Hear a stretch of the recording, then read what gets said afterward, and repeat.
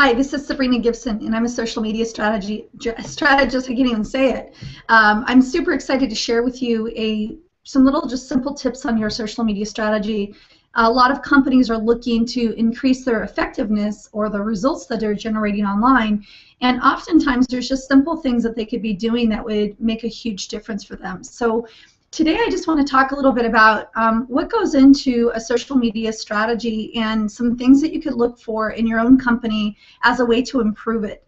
The number one thing that we see missing is really creating what we call the brand personality, and that is how is it that people feel when they relate with your brand? So meaning, is your brand really fun? Is it innovative? Is it staunch? Is it serious? Is it predictive? You know, what is it when they relate? It's much like when we go to interact with a human being. We kind of know that we get to know their personality. We know their mannerisms. We know their style. And really the same thing should go with your brand. And if you're reporting with social media or you're engaging with social media as a brand level, then it's important to really create that personality. A really great example of this is Chick-fil-A. They've done an excellent job of creating a very fun, very creative brand all around these cows saying that you should eat more chicken, right? And you can really see how cute the branding is, and they've done a really good job of building an entire army of brand enthusiasts, meaning people who are just totally excited to engage with their brand. So the same thing can happen with you, and if you even look at companies like Forbes, I mean, they are known for reporting really great information in a pretty serious tone. So, and they're more of a matter of fact type of a brand. So just take a look at some of the brands that are out online and see how their personality is, but that's the way you want to relate to your audience. And be able to respond to them, because then that makes them feel like more familiar with your brand. And that really should go into your social media strategy as you're putting that together. The other thing, when you're looking at your social media strategy, you should also be looking at what we call brand advocates. These are people who are maybe already shouting to the rooftops about how great your brand is, or it could be people who are potential brand advocates.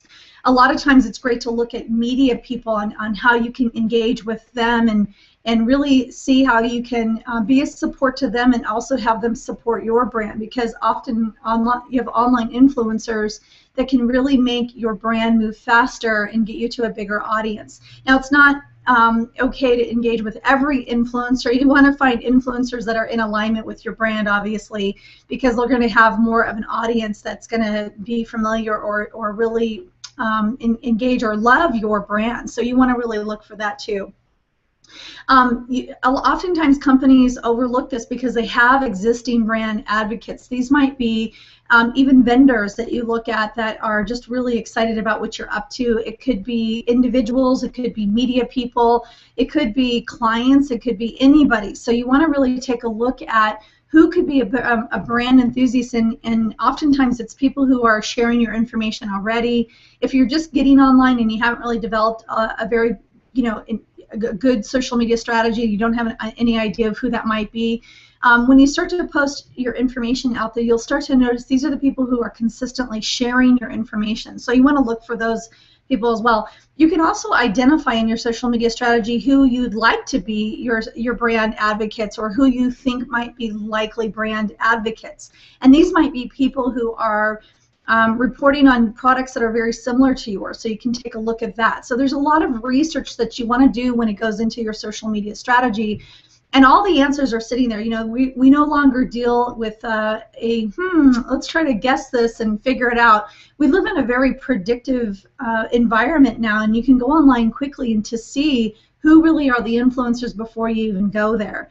And it might be even worth having a few conversations with people before you actually implement your social media strategy. The other thing is, when you start to put your social media strategy together, you want to start to put together content that would allow you to take advantage of these brand advocates. So you may even have to take a look back and say, what is it that we should be producing to help get them engaged? And that's kind of a weird question to ask, I know, and a little bit vague, here, but to go deeper with it, when you start to really just get inside the head of a potential brand advocate, it's easier to identify those people, even if they may or may not be them. There's going to be lots of people that have that same personality, so you can still create a strategy around engaging those brand advocates, and whether or not that specific person engages with you may or may not happen, but you at least will pick up somebody else. So really, when you're putting together your social media strategy, there's a lot of different components, and I just kind of touched on a couple here today. The one other one I want to say that is a big overlooked piece for a lot of companies are really events. And you know, every company is doing an event. I mean, if you think about it, you'd have to be almost standing still not to do an event. You might be attending an event, you might be speaking at an event, you might be reporting on an event, you might actually be hosting an event.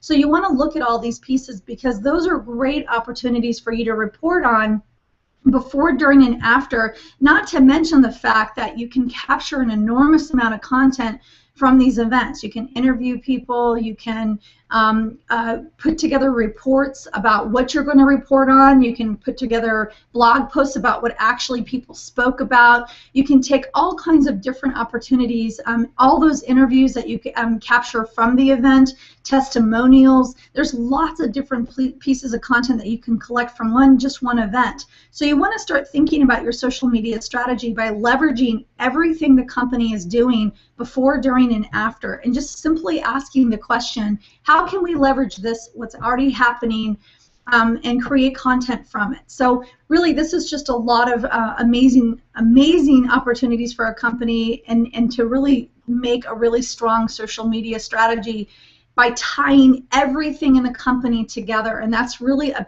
huge mistake, or a missed opportunity, that we see lots of really big brands and really small companies totally missing, and it's a huge opportunity for you.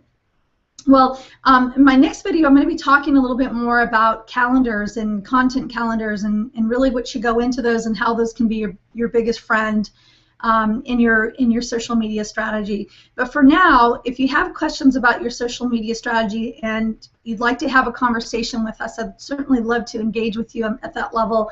I believe that all relationships start with a conversation, so feel free to call me directly at 949-293-6821. Thanks so much, and I hope you have a great day.